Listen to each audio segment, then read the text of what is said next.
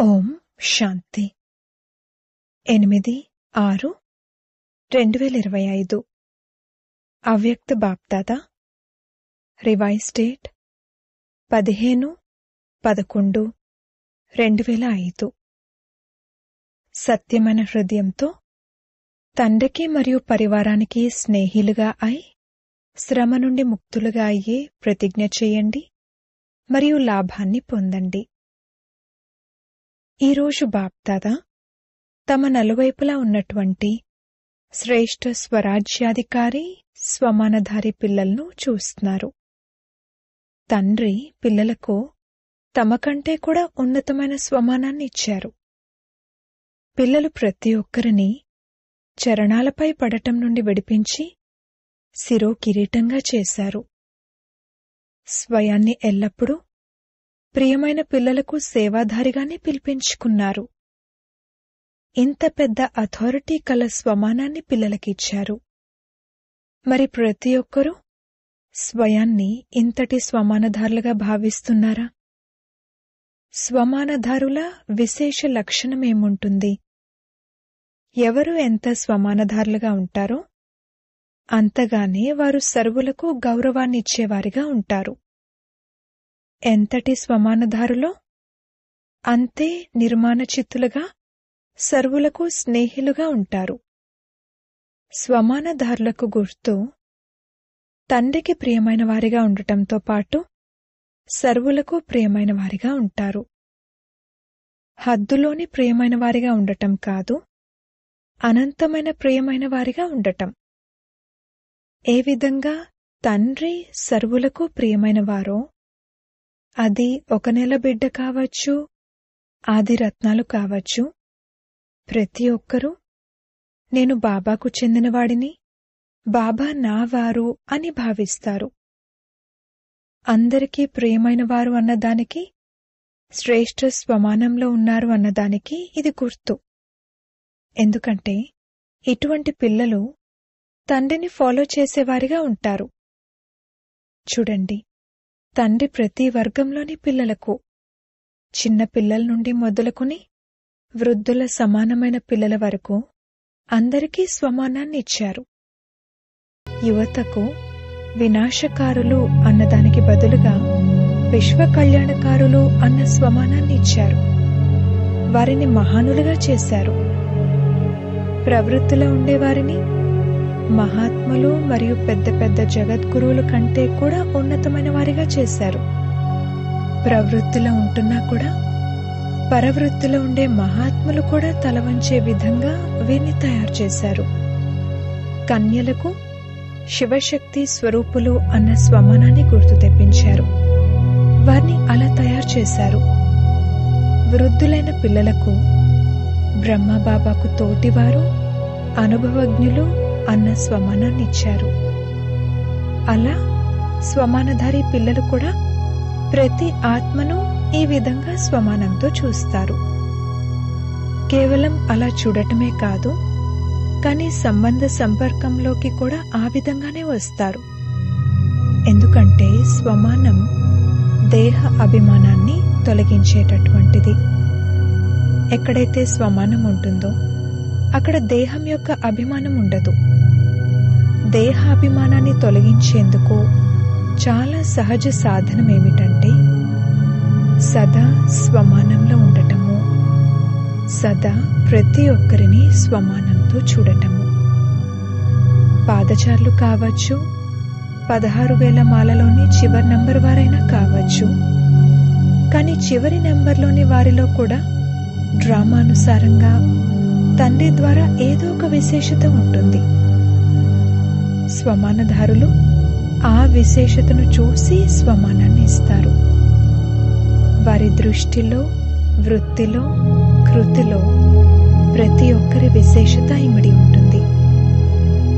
ఎవరెవరైతే తండ్రికి చెందినవారిగా అయ్యారో వారు విశేషాత్మ. వారు నంబర్ వారుగా ఉండి ఉండొచ్చు, కానీ ప్రపంచంలోని కోట్లాది మందిలో వారు కొందరే.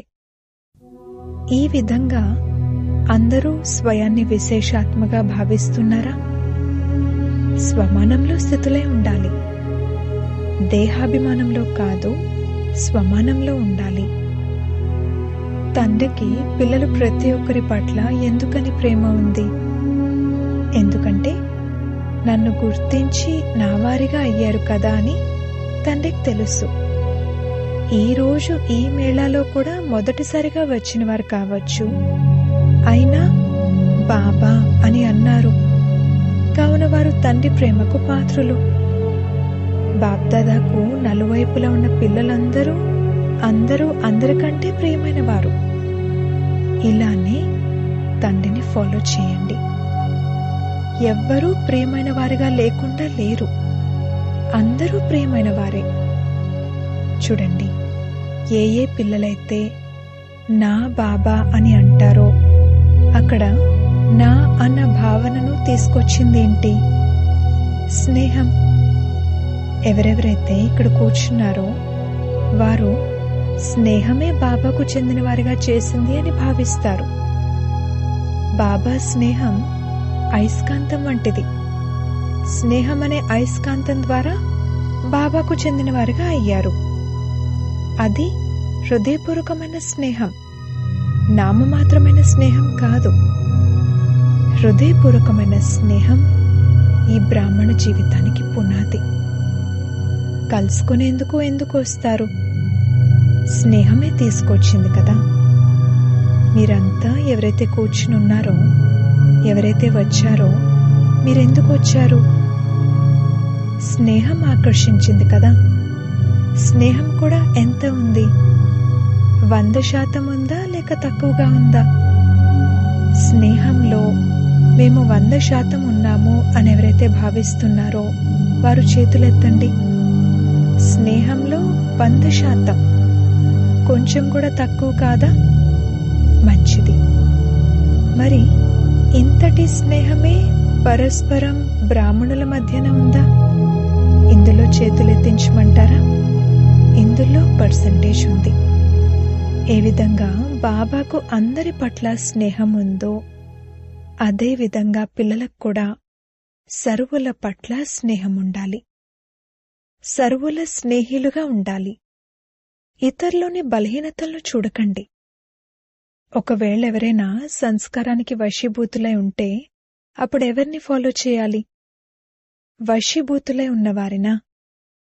వాస్తవానికి మీరే వశీకరణ మంత్రాన్ని ఇచ్చేవారు. వశీభూతం అవ్వడం నుండి విడిపించే మంత్రాన్ని ఇచ్చేవారు. మీరు విడిపించేవారే కదా. లేక బలహీనతలను చూసేవారా? లేక వారి బలహీనత కనిపించేస్తుందా? ఒకవేళ ఏదైనా చెడు వస్తువు కనిపించిందనుకోండి, అప్పుడేం చేస్తారు? చూస్తూ ఉంటారా లేక పక్కకు తప్పుకుంటారా? ఎందుకంటే బాప్దాదా ఏం చూశారంటే, ఎవరైతే హృదయపూర్వకమైన స్నేహం కలవారిగా ఉంటారో, తండ్రి పట్ల హృదయపూర్వకమైన స్నేహం కలిగి ఉంటారో, వారి పట్ల సర్వులకు తప్పకుండా స్నేహం ఉంటుంది. సంపన్నంగా మరియు సంపూర్ణంగా అయ్యేందుకు చాలా సహజమైన విధి హృదయపూర్వకమైన స్నేహం. ఎవరు ఎంత జ్ఞానవంతులైనా కావచ్చు, కాని ఒకవేళ హృదయపూర్వకమైన స్నేహం లేకపోతే బ్రాహ్మణ జీవితం రమణీకమైన జీవితంలా ఉండదు, నిస్సారమైన జీవితంలా ఉంటుంది. ఎందుకంటే జ్ఞానంలో ఒకవేళ స్నేహం లేకుండా జ్ఞానముంటే అప్పుడు జ్ఞానంలో ఎందుకు, ఏమిటి అనే ప్రశ్నలు తలెత్తుతాయి. కాని స్నేహం అనేది జ్ఞాన సహితంగా ఉన్నట్లయితే స్నేహిలు సదా స్నేహంలో లవలీనులై ఉంటారు. స్నేహమున్నవారు స్మృతి చేయటానికి శ్రమ చేయవలసిన అవసరం ఉండదు. కేవలం జ్ఞానీలుగా ఉంటే, స్నేహం లేకపోతే శ్రమించాల్సి వస్తుంది. వారు శ్రమ యొక్క ఫలం తింటారు, వీరు ప్రేమ యొక్క ఫలం తింటారు. జ్ఞానం బీజం, కాని స్నేహం నీరు వంటిది. ఒకవేళ బీజానికి స్నేహం అనే నీరు లభించకపోతే ఫలం రాదు. ఈరోజు బాప్దాదా పిల్లలందరి హృదయంలో ఉన్న స్నేహాన్ని చెక్ చేశారు. తండ్రి పట్ల ఉన్న స్నేహం మరియు సర్వుల పట్ల ఉన్న స్నేహం. మరి మీరందరూ స్వయాన్ని ఎలా ఉన్నట్లు భావిస్తున్నారు? స్నేహిలేనా? స్నేహం కలవారేనా? హృదయపూర్వకమైన స్నేహం కలవారము అనెవరైతే భావిస్తున్నారో వారు చేతులెత్తండి. మెజారిటీ అందరూ చేతులెత్తారు. అచ్చా, సర్వుల పట్ల స్నేహం కలవారేనా? తండ్రి పట్లనైతే హృదయపూర్వకమైన స్నేహం కలవారిగా ఉన్నారు. మరి సర్వుల పట్ల స్నేహం కలవారిగా ఉన్నారా? సర్వుల పట్లనా? వీరు నా సోదరుడు లేక సోదరి అని ప్రతి ఒక్కరూ భావిస్తున్నారా? వీరు నా వారు అని ప్రతి ఒక్కరూ భావిస్తున్నారా? భావిస్తున్నారా? లేక కొందరు మాత్రమే అలా భావిస్తున్నారా? ఏ విధంగా బాబా పట్ల స్నేహం ఉంది అన్న విషయంలో అందరూ చేతులెత్తారు. అవును, బాబా పట్ల స్నేహం ఉంది. మరి అదే విధంగా అవును, సర్వుల పట్ల స్నేహం ఉంది అని మీరు ప్రతి ఒక్కరి కోసం చేతులెత్తుతారా? ఈ సర్టిఫికెట్ లభిస్తుందా? ఎందుకంటే బాప్దాదా ఇంతకు ముందు కూడా చెప్పారు, కేవలం తండ్రి నుండి మాత్రమే సర్టిఫికెట్ తీసుకోవటం కాదు, బ్రాహ్మణ పరివారం నుండి కూడా తీసుకోవాలి. ఎందుకంటే ఈ సమయంలో బాబా ధర్మం మరియు రాజ్యం ఈ రెండింటినీ కలిపి స్థాపన చేస్తున్నారు. రాజ్యంలో కేవలం తండ్రి మాత్రమే ఉండరు, పరివారం కూడా ఉంటుంది. బాబాకు కూడా ప్రియమైన వారిగా ఉండాలి, పరివారానికి కూడా ప్రియమైన వారిగా ఉండాలి. జ్ఞానీలుగా అయ్యారు, కాని దానితో పాటు స్నేహిలుగా అవ్వటం కూడా తప్పనిసరి. స్వమానంలో ఉండటం మరియు గౌరవాన్నివ్వటం ఈ రెండూ తప్పనిసరి. బ్రాహ్మణ జన్మ తీసుకోవటంతోనే బాబా పిల్లలు ప్రతి ఒక్కరికి గౌరవాన్ని ఇచ్చారు. అందుకే కదా ఉన్నతంగా అయ్యారు. ఈ ఒక్క జన్మలో గౌరవాన్ని ఇవ్వాలి, మరియు మొత్తం కల్పమంతా దాని ప్రారబ్ధంగా గౌరవం ప్రాప్తిస్తుంది. అర్ధకల్పం రాజ్యాధికారిగా ఉన్న గౌరవం లభిస్తుంది. అర్ధకల్పం భక్తిలో భక్తుల ద్వారా గౌరవం లభిస్తుంది. కాని దీనికి ఆధారం, మొత్తం కల్పానికి ఆధారం ఏమిటంటే ఈ ఒక్క జన్మలో గౌరవాన్ని ఇవ్వటం, గౌరవాన్ని తీసుకోవటం. ఇప్పుడిప్పుడే బాప్దాదా చూస్తున్నారు, నలువైపులా విదేశాలలో కొందరు రాత్రిలో, కొందరు పగలులో మిలనం జరుపుకుంటున్నారు. మంచిగా పురుషార్థపు గతిని పెంచేందుకు మీకు దాదీ కూడా, జానకి దాదీ కూడా మంచిగా లభించారు. అవును కదా? ఏమాత్రం ఏదైనా లోపం చూశారంటే వెంటనే క్లాస్ మీద క్లాస్ చేయిస్తారు. పిల్లలెవరికైనా, అది దేశం వారు కావచ్చు, విదేశాల వారు కావచ్చు, ఏ సబ్జెక్ట్లోనైనా కష్టం అనిపిస్తుందంటే దానికి ముఖ్యమైన కారణం హృదయపూర్వకమైన స్నేహంలో లోపం. స్నేహం అనగా లవలీనం. స్మృతి చేయవలసిన అవసరం ఉండదు, కానీ స్మృతిని మర్చిపోవడం కష్టమవుతుంది. ఒకవేళ శ్రమ చేయాల్సి వస్తుందంటే ఎక్కడైనా లీకేజ్ ఉందా అని మీ హృదయపూర్వకమైన స్నేహాన్ని చెక్ చేసుకోండి. మోహం అనేది ఎవరి పట్ల ఉన్నా సరే, వ్యక్తి పట్ల కావచ్చు, వ్యక్తి యొక్క విశేషత పట్ల కావచ్చు, ఏదైనా సాధనం పట్ల కావచ్చు, సౌకర్యం పట్ల కావచ్చు, అదనపు సౌకర్యం పట్ల కావచ్చు.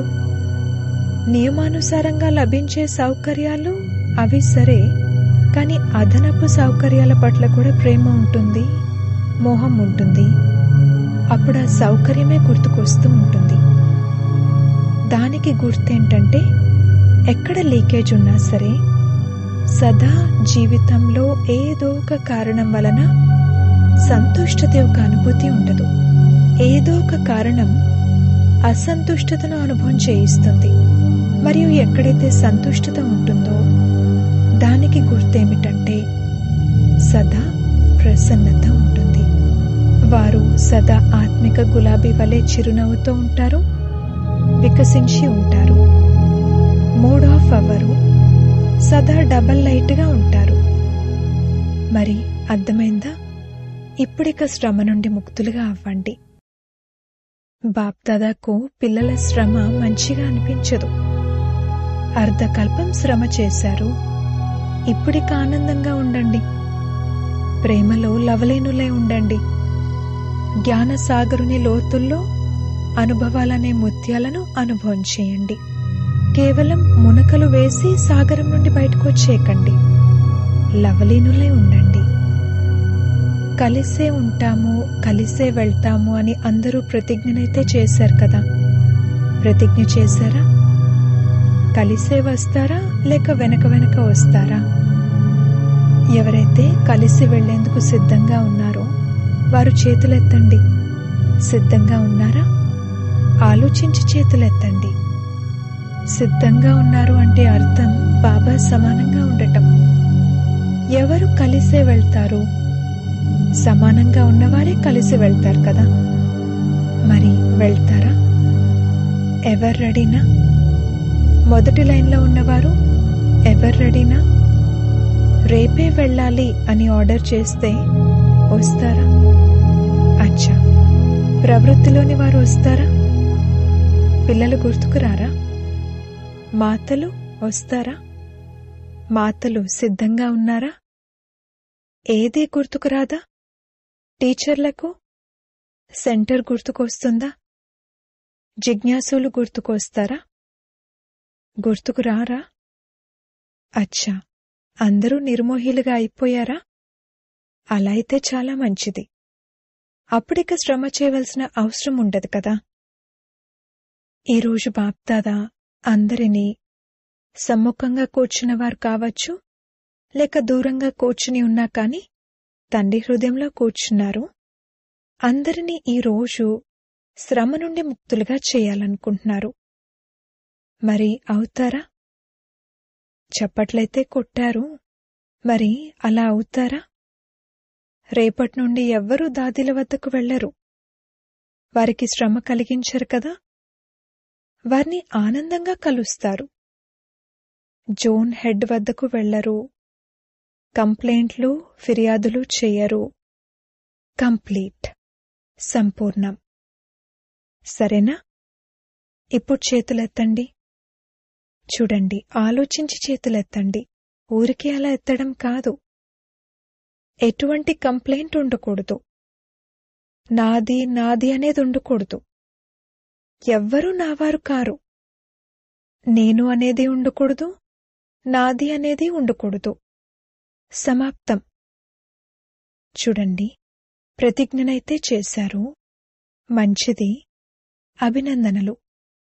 కాని విషయమేంటంటే ప్రతిజ్ఞ యొక్క లాభాన్ని పొందటం లేదు.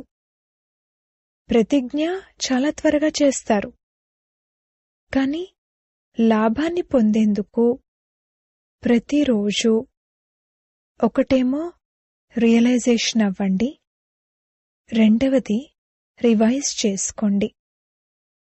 ఏం ప్రతిజ్ఞ చేశాము అని ఆ ప్రతిజ్ఞను రోజూ రివైజ్ చేసుకోండి. అమృతవేళ మిలనం తర్వాత ప్రతిజ్ఞ మరియు దాని లాభము, ఈ రెండింటి బ్యాలెన్స్ యొక్క చార్ట్ను తయారు చేసుకోండి.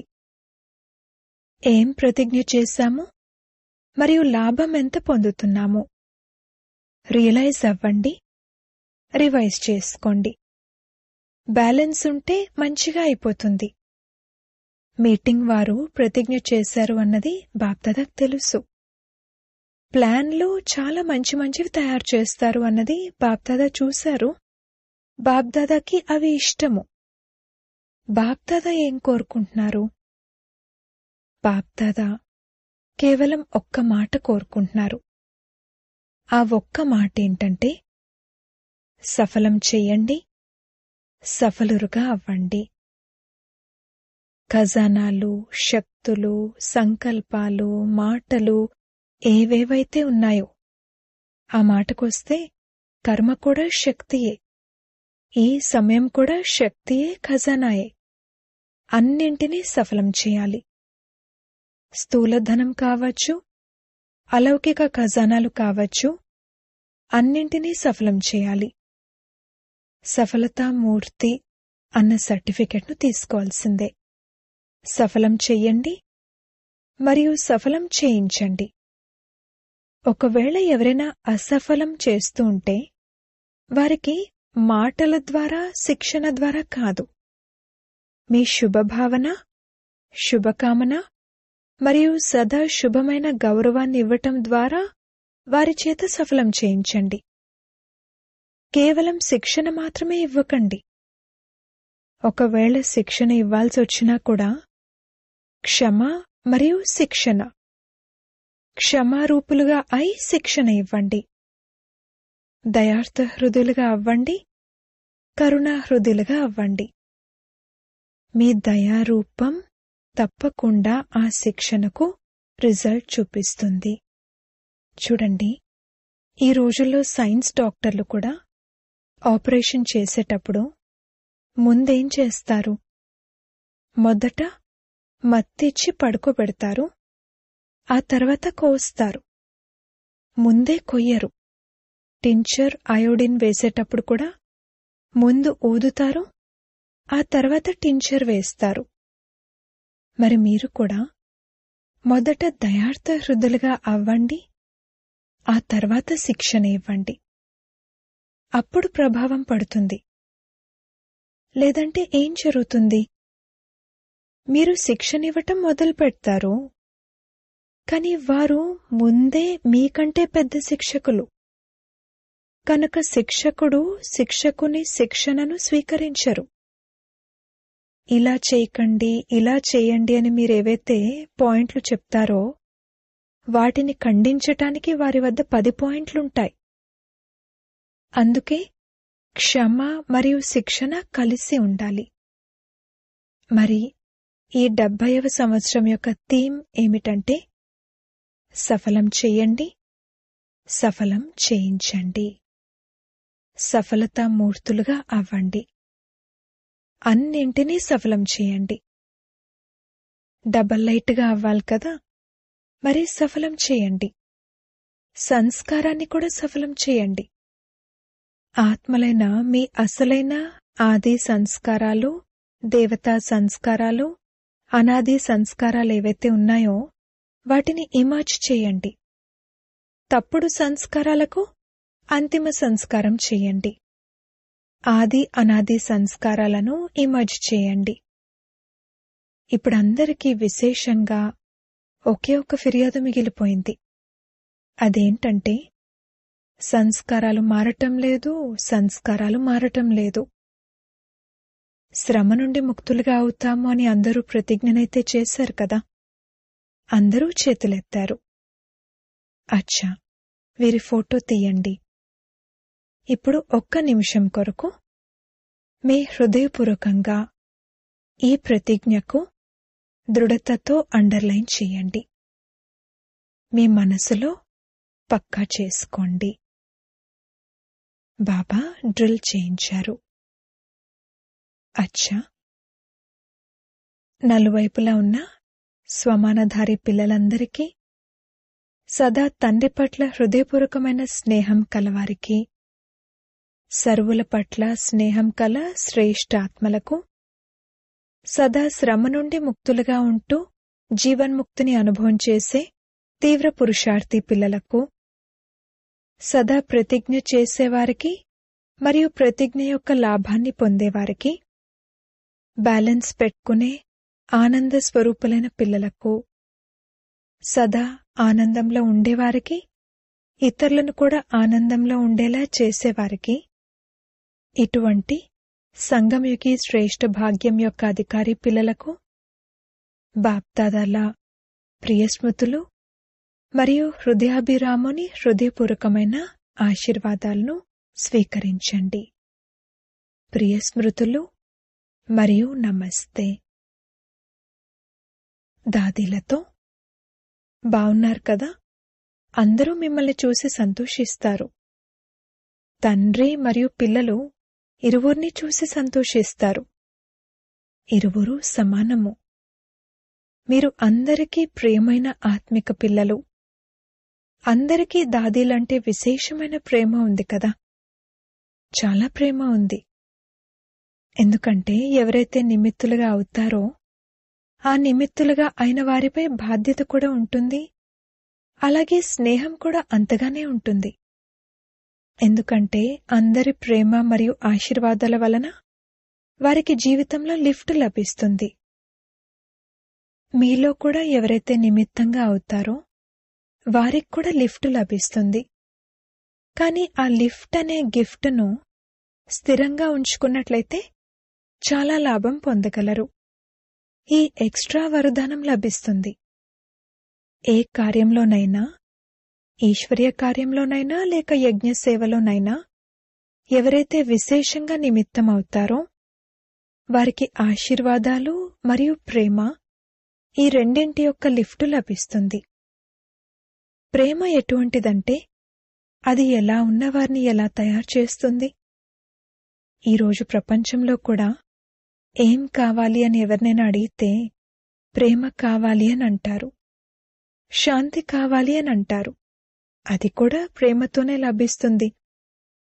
కనుక ప్రేమ, ఆత్మిక ప్రేమ అన్నింటికంటే శ్రేష్టమైనది. అచ్చా, వరదానము కంబైన్డ్ స్వరూపపు స్మృతి ద్వారా మర్చిపోని వారిగా అయ్యే నిరంతర యోగి భవ. ఏ పిల్లలైతే స్వయాన్ని తండ్రితో పాటు కంబైన్డ్గా అనుభవం చేసుకుంటారో వారికి నిరంతర యోగి భవ అన్న వరదానం స్వతహాగా లభించేస్తుంది. ఎందుకంటే వారు ఎక్కడున్నా కాని మిలన మేళా జరుపుకుంటూ ఉంటారు. వారిని ఎవరు ఎంతగా మరిపింపజేసే ప్రయత్నం చేసినా కాని వారు మర్చిపోని వారిగా ఉంటారు. ఇటువంటి మర్చిపోకుండా ఉండే పిల్లలు తండ్రికి అతి ప్రియమైనవారు. వారే నిరంతర యోగీలు. ఎందుకంటే ప్రేమకు గుర్తు స్వతహా స్మృతి. వారి సంకల్పం రూపీ గోరును కూడా మాయ కదిలించలేదు. స్లోగన్: కారణం వినిపించేందుకు బదులుగా దానిని నివారణ చేసినట్లయితే ఆశీర్వాదాలకు అధికారులుగా అయిపోతారు.